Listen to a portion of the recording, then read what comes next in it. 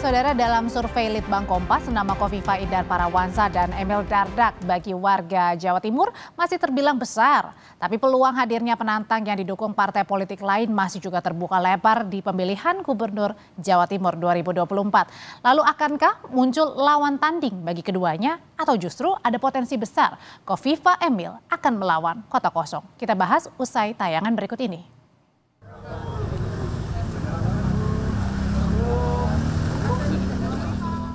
Mantan Gubernur Jawa Timur Hovifah Indar Parawansa jadi figur favorit calon Gubernur Jawa Timur versi survei Litbang Kompas. Hal ini tergambar dari hasil survei Litbang Kompas 20 hingga 25 Juni 2024. Elektabilitas Ketua Umum Organisasi Perempuan Fatayat Nahdlatul Ulama ini tertinggi dibanding tokoh-tokoh lainnya. Dari survei tercatat Hovifah memiliki elektabilitas 26,8%. Saingan terdekat Hovifah dengan elektabilitas 13,6% adalah Menteri Sosial Tri Risma hari ini, disusul mantan Wakil Gubernur Jawa Timur Emil Dardak 3,8% dan Syaifullah Yusuf 1,8%. Responden yang tidak menjawab atau tidak tahu masih tinggi, yakni mencapai 51%. Peneliti Litbang Kompas Yohanes Hendarto menyebut masih terbuka peluang calon lain yang bisa menandingi Hovifah. Setengah responden itu mengaku masih belum menentukan pilihan begitu. Jadi peluang kontestasi lalu kandidat-kandidat yang muncul ataupun poros-poros parpol ini ya tentu masih sangat terbuka. Tentunya kita berharap tidak ada hanya satu kandidat calon gubernur yang akan maju dalam kontestasi pilkada, karena itu sendiri akan menjadi gejala turunnya demokrasi begitu. Hovifah Indar Parawansa saat ini telah mengantongi dukungan 8 partai politik. Yang terbaru PKS juga menyatakan dukungan kepada pasangan Hovifah Emil Dardak. Atas dasar hasil rapat DPTP pada 4 Juli yang lalu, hari ini sudah di-SK-kan dan sudah kita berikan secara langsung kepada calon gubernur dan calon wakil gubernur Jawa Timur, yaitu kepada Ibu Hajah Dr. Hovifah Indar Parawansa sebagai calon gubernur dan Mas Emil Dardak sebagai calon wakil gubernur Jawa Timur. Hovifah dan Emil Dardak pun menegaskan sudah siap untuk menerima mandat untuk maju kembali di Pilgub Jatim. Juga tentu kami siap menjalankan mandat dan bekerja keras dengan sebaik-baiknya. Mudah-mudahan semuanya memberikan penguatan pada keberseiringan kami untuk mendapatkan mandat dari masyarakat Jawa Timur berseiring ridho dan barokah Allah Subhanahu wa Ta'ala. Sosok seperti apa yang berpeluang maju menandingi Hovifah? Survei Litbang Kompas mencatat publik Jatim mempertimbangkan faktor latar belakang kandidat. Litbang Kompas mencatat lebih dari 80% responden di 4 wilayah kultural Jawa Timur yaitu Mataraman, Arek, Tapal Kuda, dan Madura memilih kandidat yang merupakan orang asli Jawa Timur. Di lapisan penerimaan berikutnya, lebih dari 71% responden dari wilayah Arek dan Mataraman kembali memberi bobot pada calon kepala daerah yang berlatar belakang tokoh agama. Sementara pada pilihan pemimpin perempuan, wilayah Arek dan Tapal Kuda lebih terbuka dengan tingkat penerimaan sebesar 75 dan 71%. Saat ini tersisa 3 partai yang belum memutuskan dukungan di Pilgub Jatim, yaitu PDIP, PKB, dan Nasdem. PKB merupakan satu-satunya partai yang dapat mengusung cagup-cawagup tanpa berkoalisi dengan partai politik lain. Sementara PDIP menyebut kadernya Tri Risma hari ini berpeluang untuk maju menantang Hovifah. Ya, Risma di Jawa Timur top of mind, nomor 2 dalam survei Litbang Kompas.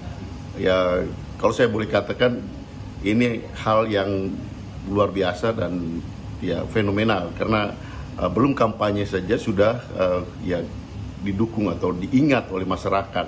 Oleh karena itu kalau Risma diusung oleh partai kemudian turun berkampanye, kami yakin Risma akan menjadi calon yang serius yang bisa memenangkan pilkada di Jawa Timur. Sikap PDIP, PKB, dan Nasdem ditunggu soal sosok yang akan dimajukan menjadi penantang Hovifah Emil atau membiarkan Hovifah Emil melawan kota kosong. Tim Liputan Kompas TV.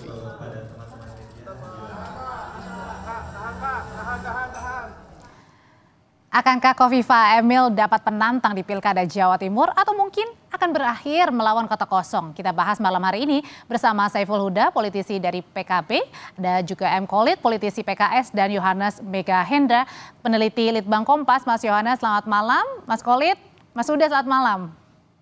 Selamat malam. Assalamualaikum.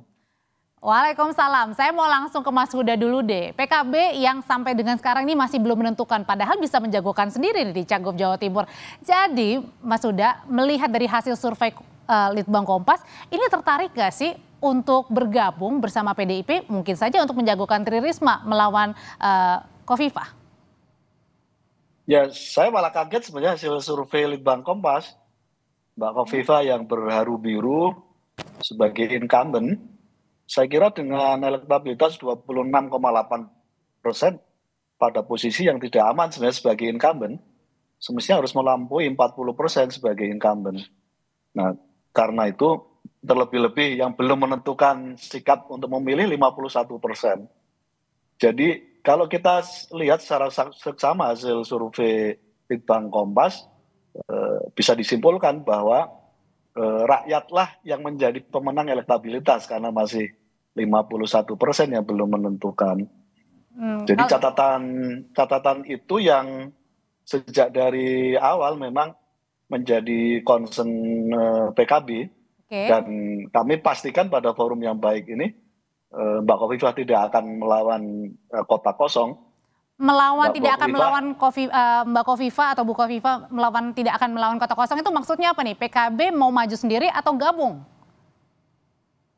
PKB pasti akan mendorong sosok dan kami mengambil pilihan untuk berkoalisi. Paling tidak dari 3 partai yang belum menentukan sikap, yaitu PDIP dan Nasdem, yang secara representasi mencapai 48,7% di Jawa Timur. Dan itu yang saya sampaikan dalam beberapa kesempatan, Mbak Kofifa masih bisa dikalahkan karena sebagai incumbent dengan elektabilitas 26,8%, cukup rawan dan saya kira masih mungkin untuk dikalahkan. Oke, cukup rawan dan juga masih mungkin untuk dikalahkan, Mas Khalid. Kalau begitu dengan partai terakhir PKS yang bergabung mendukung Kofifa Emil Dardak, ini belum jaminan dong 8 partai politik yang mendukung akan menang kuat nih nanti di Pilgub Jatim. Ya, saya kira ini indahnya kompetisi dalam pilkada kan begitu. Ya, kalau sudah fix kepastian sudah ada, ya buat apa ada pilkada? Begitu ya Mas Huda ya. Jadi apa yang dilaporan dari Litbang Kompas ini merupakan sebuah potret ya, namanya survei atau bagaimana kita menangkap suara publik, ya itu adalah potret sesaat ya, sehingga kita bisa melihat di sini ya tentu Bu Kofifa sebagai incumbent di sini sangat wajar mendapatkan posisi tertinggi ya. Dan apa yang disampaikan oleh Mas Huda juga saya pikir juga masuk akal gitu ya. Saya pikir begini, posisi yang ada saat ini menunjukkan bahwa top of mind Bu Kofifa itu menjadi yang tertinggi, menjadi sebuah competitive advantage atau nilai tambah, nilai jual yang bagus sebagai meski top of posisi mind-nya awal. belum mencapai 50%, artinya 51% ini banyak yang belum menentukan pilihan, Mas Khalid. Ya, itu saya sampaikan tadi, ini hasil survei yang potret sesaat saya kira. Jadi tapi dari posisi ini itu modal yang sangat bagus untuk Bu Kofifa untuk running sebagai di election berikutnya. Saya kira yang berbahaya adalah ketika incumbent tidak leading gitu ya, tidak teratas, itu yang mungkin itu akan menjadi catatan gitu. Tapi kalau kita lihat di sini dari Litbang Kompas ya melakukan survei, posisi Bu Kofifa sebagai yang pertama saya pikir itu menjadi modal dasar yang sangat baik. Dan kami optimis ya Bu Kofifa dan Mas Emil Dardak adalah pasangan yang probability to win atau peluang menangnya sangat tinggi sekali. Jadi di PKS itu kami memiliki 2 kriteria dalam menentukan. Pertama adalah dia harus memiliki capacity to govern, kapasitas mengelola atau memimpin pemerintahan dengan baik. Yang kedua adalah capacity to win, kapasitas menangnya juga sangat bagus. Sehingga perpaduan antara capacity to lead atau to govern dengan to win ini dua komposisi yang dimiliki oleh dua pasangan tersebut, yaitu Bu Khofifah dan Mas Emil Makanya juga Dardak. PKS mendukung itu kan ya, sebagai partai politik terakhir yang mendukung Khofifah dan juga Emil Dardak. Nah kalau gitu saya mau ke Mas Yohanes. Mas Yohanes, sebenarnya ini kan dari hasil survei Litbang Kompas, Khofifah Emil ini terbilang tinggi ya, meskipun belum mayoritas begitu. Apa sih penyebab yang paling kuat begitu dari survei Khofifah Emil ini tinggi di Pilgub Jatim? Iya, penyebab kuatnya ya bisa dikatakan karena baik Khofifah maupun Emil Dardak ini kan saat ini sedang menjadi gubernur dan wakil gubernur, dan kondisi posisi petahana yang mencalonkan diri kembali untuk pilkada nanti itu ya terbilang kuat. Itu juga tidak hanya terjadi di Jawa Timur ya, tapi juga di beberapa daerah lainnya. Namun yang memang kita perhatikan selanjutnya adalah dari mana angka-angka ini bisa muncul begitu. Nah, ini kami melihat pemetaannya memang dari aspek geokultural, lalu juga dari aspek pendukung loyal, dan memang basis pendukung loyal dari Khofifah dan Emil Dardak ini memang tetap berlanjut ya dari pilkada sebelumnya. Sementara memang kontestasi ini masih sangat terbuka karena ya ini muncul nama Bu Tri Risma yang memang digadang-gadang dengan Marzuki Mustamar, begitu kabarnya begitu. Dan makanya juga ini menyebabkan 51% ini belum menentukan pilihan nih. ya, dan lagi pula di tataran masyarakat, mereka juga masih melihat pilkada ini sebagai proses yang masih berapa bulan lagi. Nah, ini kan ada masa sosialisasi yang perlu optimalkan, lalu juga masih ada peluang partai untuk menimbang-nimbang koalisi, lalu juga pemetaan dan strategi begitu untuk mendengarkan aspirasi masyarakat dan akhirnya bisa menurunkannya pada program-program yang nanti dikampanyekan oleh kandidat yang diusung. Tapi kan pertanyaannya di Jawa Timur ini kandidatnya siapa nih yang bisa menjadi penantang dari petahana? Kayaknya sih kalau kandidat yang kedua bisa jadi penantang bagi Bu Khofifah adalah Bu Risma ya, betul nggak sih itu Mas Huda? Karena kan tadi dari Mas Huda bilang PKB pasti akan berkoalisi, tidak akan maju sendiri. Ya saya kira Bu Risma termasuk salah satu nama yang kami simulasikan di PKB. Dan ini kita sedang menunggu konsolidasi untuk memastikan, karena kami sedang bangun komunikasi dengan teman-teman PDIP pada 3 provinsi sekaligus, yaitu Jawa Timur, Jawa Tengah, dan Jawa Barat. Jadi kita lihat aja perkembangannya seperti apa. Tapi saya kira menjadi salah satu pertimbangan representasi perempuan yang sekarang didapat oleh Bu Khofifah, salah satunya akan menjadi pertimbangan PKB mendorong juga sosok perempuan.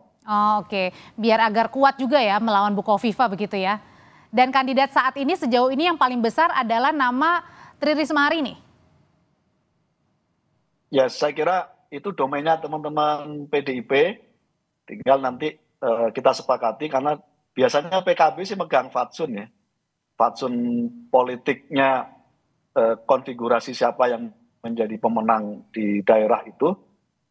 PKB fatsun, kalau dia pemenang ya kita kasih ruang untuk mendorong gubernur atau bupati atau wali kota. Kalau dia misalnya ranking kedua ya kita kasih penghormatan untuk ambil porsi kalau gitu, wakil gubernur. Nah kalau gitu berarti artinya posisi Cagup PKB belum pede untuk mengambil posisi Cagup, Mas Huda? Sudah, kita sudah siapkan dan sedang kami simulasikan. Maksudnya dari kader PKB sendiri? Iya betul. Dan perlu saya kira termasuk jadi catatan teman-teman Litbang Kompas kan, sebagaimana di Jawa Tengah, ada irisan pemilih yang relatif ideologis di Jawa Timur dan Jawa Tengah, yang terbagi dalam geokultural disampaikan oleh Mas Yohanes tadi itu. Artinya Jawa Timur tidak melulu hanya faktor figur, jadi faktor partai politik yang merepresentasikan value ideologisnya termasuk yang menjadi pertimbangan pemilih Oke. untuk menentukan pilihan. Kalau gitu Mas Khalid, kalau sebelumnya kan mungkin banyak orang yang berpikiran bahwa pasti Kofifa Emil ini pasti akan menang begitu. Diusung juga 8 partai politik terakhir dari tambahan PKS penguatnya. Kalau gitu sekarang was-was nggak, deg-degan nggak kalau misalnya PKB, PDIP, Nasdem mungkin saja bergabung untuk menantang Kofifa Emil Dardak? Ya, ini kan kalau bahasa pesantren fastabihul khairat, berlomba-lomba untuk melakukan kebaikan, saya pikir ya.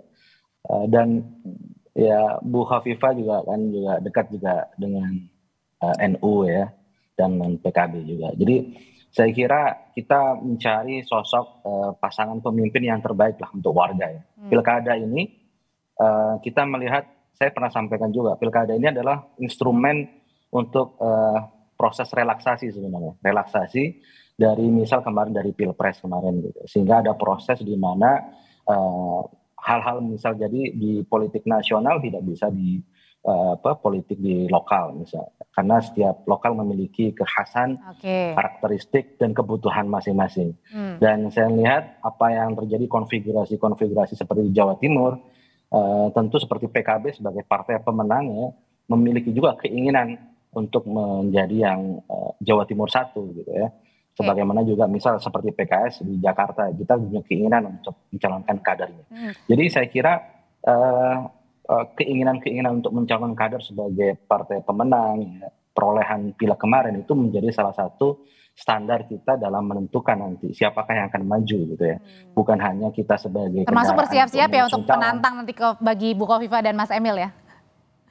Iya. Saya pikir semakin banyak pilihan semakin bagus. Jangan sampai juga dengan kotak kosong. Tentu masyarakat kita dihadirkan dengan pilihan minimal 2 poros ya, minimal 2 poros, sehingga itu akan menjadi ada alternatif pilihan dari warga untuk menentukan mana yang terbaik sebagai pemimpin Jawa Timur.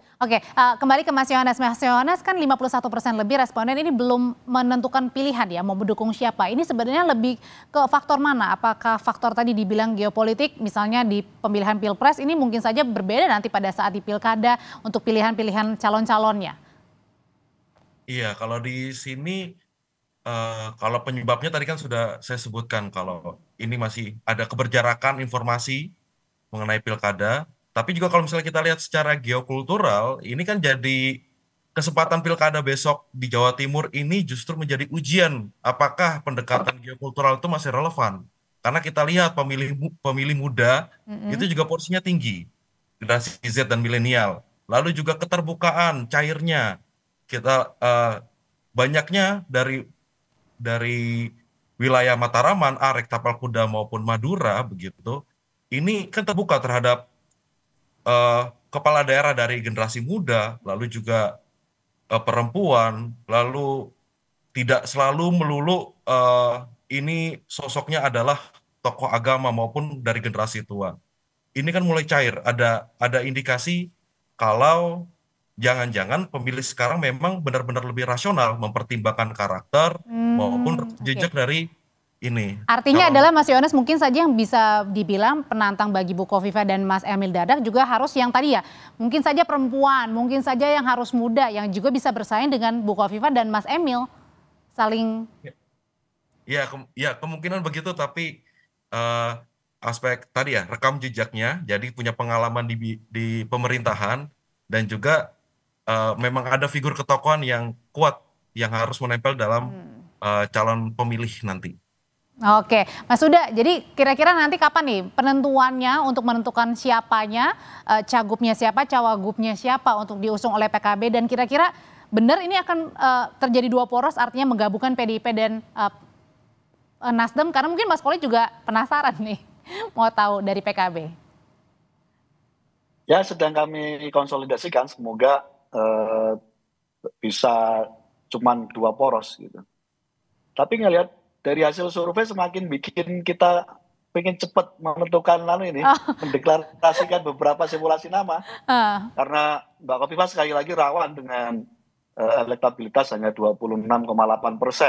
Apalagi margin error-nya 4,8. Kalau itu minus tidak positif, ya berarti kan makin turun elektabilitasnya Mbak Khofifah. Oke, kalau gitu terakhir ke Mas Khalid, gimana caranya bagi 8 partai politik ini semakin menggenjot begitu ya untuk perbaikan elektabilitas supaya nanti juga bisa tertinggi elektabilitasnya dan siap menantang kalau nanti ada lawannya bagi Bu Khofifah dan Mas Emil, Mas Khalid? Ya, bagi incumbent strategi terbaik adalah bagaimana kita mengkomunikasikan apa yang sudah dikerjakan selama 5 tahun sebelumnya. Jadi Bu Khofifah dan Mas Emil Dardak ini adalah yang sudah bekerja selama 5 tahun dan tinggal itu dikomunikasikan, dilakukan secara tepat, efektif, masif, ya sehingga masyarakat akan bisa menilai apa yang sudah dikerjakan. Karena ketika incumbent ini tidak bisa hanya menawarkan apa yang akan dikerjakan, ya tentu itu akan dilakukan program-program apa, what's next gitu. Tapi rekam jejak apa yang sudah dikerjakan itulah yang harus kita komunikasikan seluas-luasnya kepada masyarakat. Insya Allah dengan cara itu kita akan mendapatkan support dari masyarakat secara baik. Dan harapan juga jangan melawan kotak kosong ya, supaya nanti pemilihan Gubernur Jawa Timur juga akan semakin banyak untuk para pemilih memilih kandidat terbaiknya. Terima kasih Mas Khalid. Saya yakin PKB sebagai partai pemenang akan mencalonkan. Oh, ditantang tuh Mas Huda. Terima kasih Mas Khalid, Mas Huda terima kasih, Mas Yohanes terima kasih.